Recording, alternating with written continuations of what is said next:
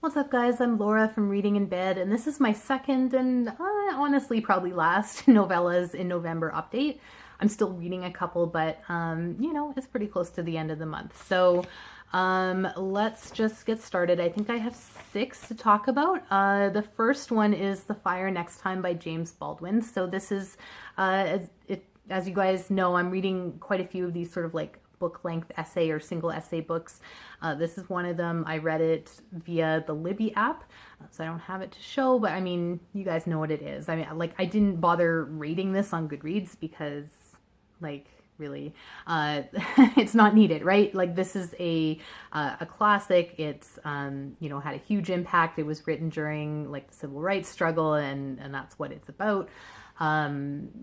Yeah, so I guess the only thing I'll say about it is I was very surprised with the strong atheist themes, and I don't think he uses the word atheism or anything, but we learn about, or at least I learned, like, I didn't know much about James Baldwin. You guys may know all this, but his father was a preacher, and as a teenager, he became kind of a youth preacher or pastor, and was very successful at it, like was up, making speeches, and people were listening to him. But very quickly, even at that young age, he quite clearly saw a lot of the hypocrisies of organized religion. And even it kind of went beyond just, I mean, pretty much anyone can talk about the hypocrisies of organized religion. Even people who are believers can often see that. But he went beyond that to, like, sort of what purpose religion serves in society, and how it can both serve, marginalized communities while upholding the sorts of structures that are oppressing them. And there's, a lot of, it's not one or the other, it's both. So his view of it is very complicated. It's, someone coming from the inside, like someone who was, a successful preacher himself, and who grew up in a family that was very religious, in a community that was religious. So I didn't expect that. Like, I thought it was going to just be about race and about, civil rights and stuff. And it is, but it is really about religion as well. And not just the Christian tradition that he comes from, but he ends up interacting with some people from the Nation of Islam. So there's, like, there's multiple perspectives that he brings in, but all kind of through his own eyes. And it's just so well done. I mean, like I said, I'm not going to sit here and try and review in a traditional sense this essay, so that's all I'll say about it. Sit down for an hour or two and read it if you haven't.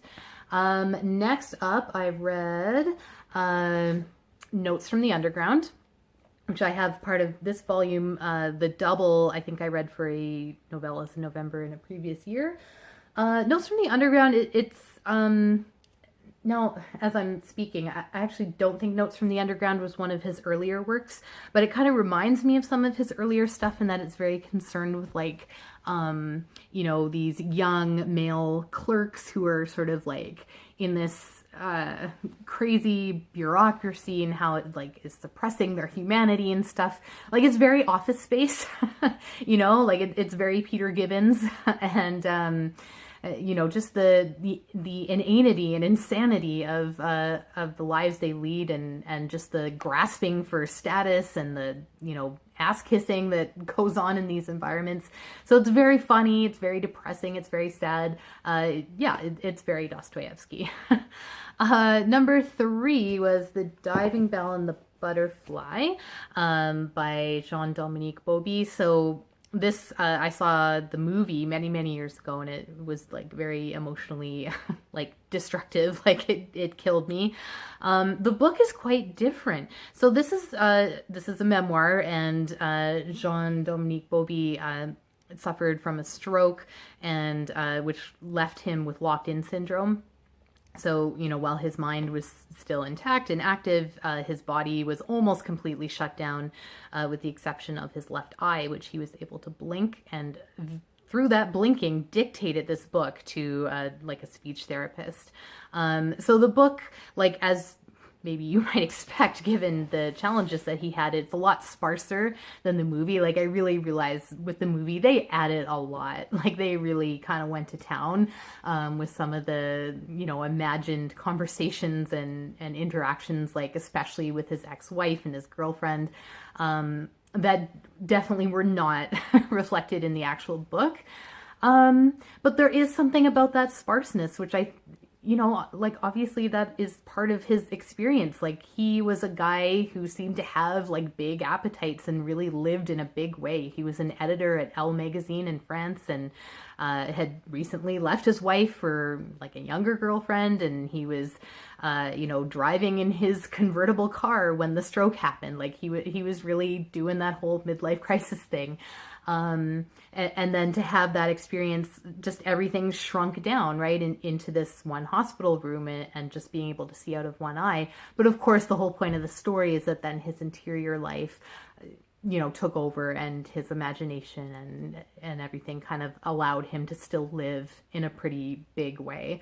One thing that was in the book, but not in the movie, that was very striking is that he started essentially a newsletter as a way to update his friends. So this, his stroke, I think, took place in 1997. So kind of just before the advent of, email and blogs and stuff existed, but they were in their infancy. So what he did is he would dictate these sort of newsletter style updates through his speech therapist and mail them out, and then his friends would mail responses to him. And he talked about how that was such a lifeline for him, and really what he was doing was writing a blog via mail. I mean, like, that's what it was. It was personal, short, frequent updates, and people would write back or comment, right? I mean, yeah, it was just really, I didn't expect that piece because I don't think it made it into the movie. Not that I remember anyways. So number 4 was Tell Me How It Ends by, oh gosh, I didn't write down her name, but it'll be down below. This was another single essay, and it's about, immigration from Mexico and from Central America into the United States. It's pretty recent, so it's, written post-Trump, but pre- these internment centers that children are being torn away from their parents, and pre-caravan. Just before turning the camera on here, I was reading updates. Like, since I read this essay, I'm now following that whole caravan narrative very closely, and the latest updates I'm seeing are that the first, members of this caravan are crossing on foot, across fences and stuff into the United States, and they're having tear gas shot at them. These are families with young children, and it's just, I mean, it's incredible to see anyway, but like, in light of this essay and what she was trying to sort of uncover via her work as a translator for undocumented, immigrants, and trying to, get them to be able to stay in the country and not be deported. And she was working with teenagers. So these were teenagers who were often not with their parents, separated from their families. She was the translator to help them answer.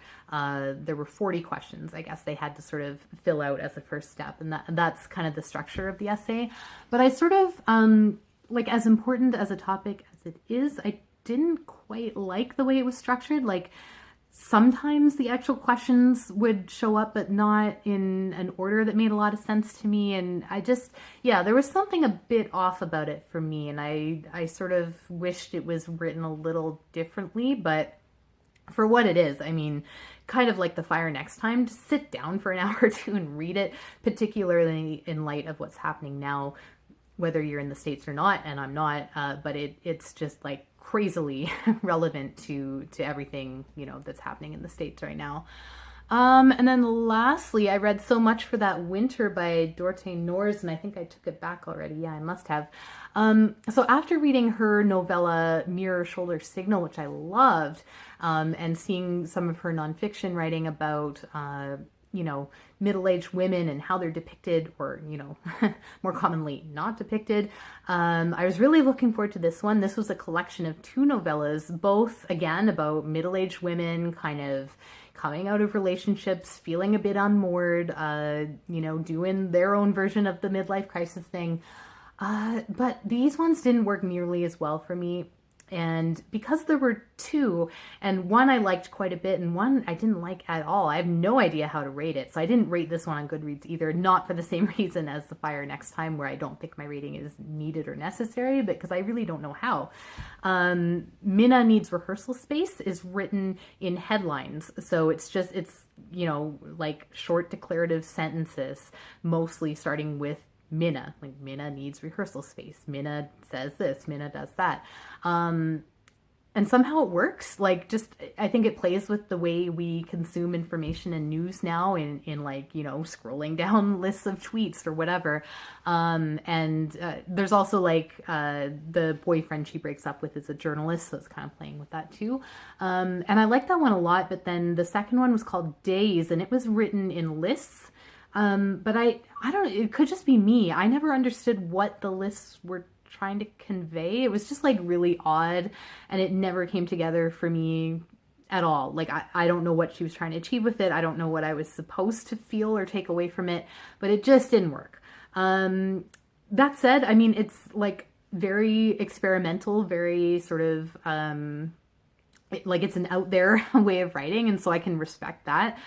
She's still an author that I'm gonna watch and gonna continue to read, because she's doing interesting things. Like, why not? Like, she tried two really weird kind of novellas, and one of them worked for me and one didn't. For you, they might both work. I could see for a lot of people neither of them working, but you know, she's out there doing it. So yeah, those are the 6, and the 2 that I'm working on right now and probably will finish by the end of the month. One is The Ice Palace. Again, I think when I did my TBR, I still haven't looked up the pronunciation, so yeah, there you go. I'm having a hard time with this one. I considered DNFing it, but I'm kind of pushing through. Yeah, I don't know. It's very slow, very odd. It's sort of a friendship between two preteen girls, which, you know, sometimes would be just my thing, but there's something about the style of this one that I can't quite get into. And then the second one I'm working on the Libby app is Mean by Myriam Gurba. That one I'm liking a lot. I was really in the mood. Like, a lot of these were very heavy and not very humorous, shall we say. I was looking for something that was funny but still had some bite, and that's exactly what this is. It's a memoir, and it's yeah, I mean, I don't know what else I can say. I'm not very far into it, but it's definitely it's got some bite. It's got some kick. She's dealing with racism, sexual assault, all sorts of like super, you know, heavy and serious issues, but in a way that is just like very refreshing. Let's put it that way. So that's it. That is my update. Probably won't see another one. We'll see. But this has been a very successful Novellas in November. I gotta say it. Like, I think I've probably, like, by the end of it all, definitely read more than 10. And it finally got me on track with my Goodreads goal. So, you know what? That's what it's all about, right? So anyways, thanks for watching.